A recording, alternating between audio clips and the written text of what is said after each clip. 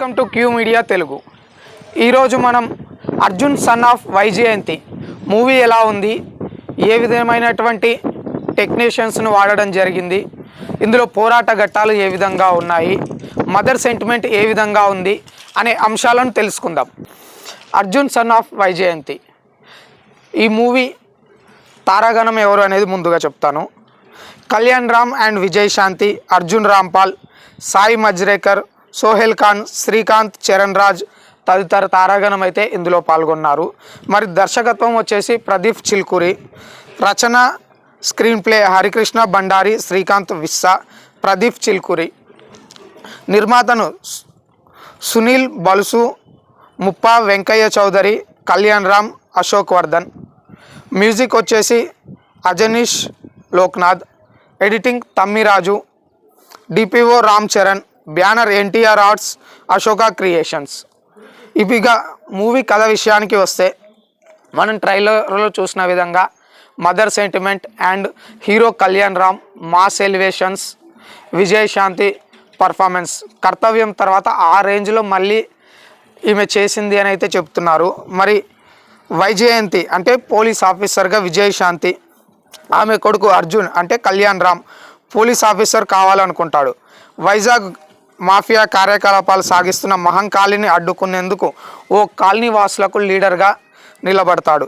అయితే తల్లి అంటే ప్రాణం ఇవ్వడానికి కూడా సిద్ధపడే అర్జున్ను వైజయంతి ఎందుకు దూరం పెడుతుంది, కానీ తల్లి ప్రేమను ఎలాగైనా పొందేందుకు మరి హీరో ఏం చేశాడు అనేది ఇక స్టోరీ.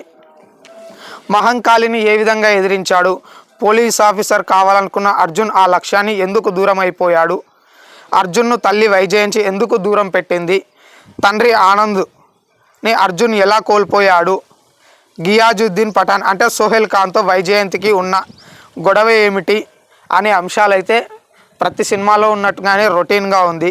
ఎందుకంటే ఇది మాస్ ఆడియన్స్ను అట్రాక్ట్ చేసే ఓల్డ్ స్టోరీయే, కానీ ఇందులో స్టార్ క్యాస్టింగ్ ఉండడం వల్ల జనాలకు కూడా ఇంట్రెస్ట్ వచ్చింది.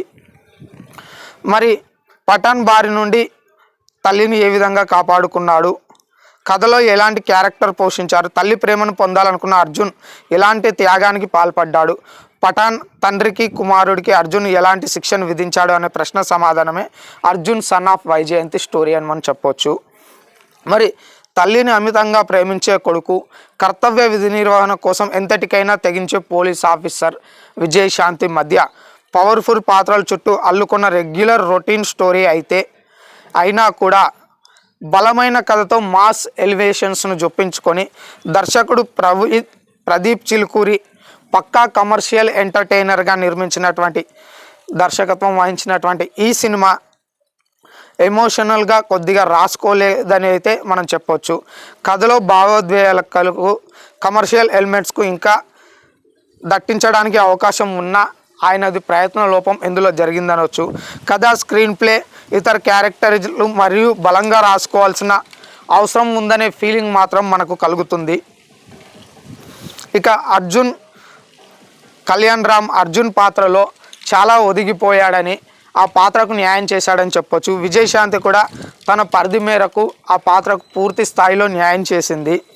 చాలా రోజుల తర్వాత తన ఇమేజ్కు సరిపడే పాత్రలో విజయశాంతి కనిపించి తన అభిమానులకు జోష్ కలిగించిందనవచ్చు.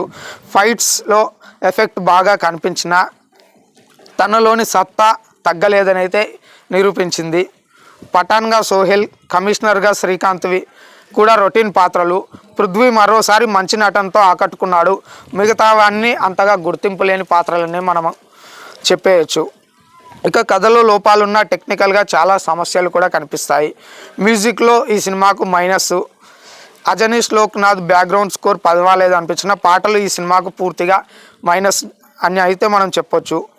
ఇక సెట్స్, లొకేషన్ విషయంలో ఖర్చుకు వెనకాడకుండా మూవీ నిర్మించారనే ఫీలింగ్ మాత్రం మనకు చాలా అద్భుతంగా కలుగుతుంది.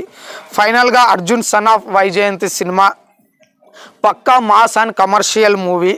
నందమూరి అభిమానులకు అయితే మంచి కిక్కిచ్చే సన్నివేశాలు ఇందులో చాలా అయితే ఉన్నాయి. కథ, స్క్రీన్ ప్లే పాత తరహా వాసనలు కొట్టినప్పటికీ కూడా ఎమోషనల్ సెంటిమెంట్ స్కోప్ ఉన్నప్పటికీ ఆ దిశగా ప్రయత్నం చేయలేదనిపిస్తుంది. క్లైమాక్స్ మాత్రం చివరి 20 నిమిషాలు అయితే కళ్యాణ్ రామ్లోని నట విశ్వరూపాన్ని ఈ సినిమాలో చూపించాడని అయితే మనం చెప్పొచ్చు. మొత్తానికైతే నందమూరి అభిమానులకు మాత్రం ఈ సినిమా ఫుల్ మీల్స్ లాగానే కనిపిస్తుంది. వన్ మ్యాన్ షోగా కళ్యాణ్ రామ్ లాస్ట్ 20 నిమిషాలు మొత్తం సినిమాని తన భుజాల మీద వేసుకొని అయితే నడిపించారని చెప్పవచ్చు. మరి ప్రతి ఒక్కరూ కూడా ఈ సినిమాని అయితే థియేటర్కి వెళ్ళి చూడొచ్చని అయితే చెప్తున్నాం. మేము వచ్చేసి ఈ సినిమాకు 2.7 రేటింగ్ అయితే ఇస్తున్నాం.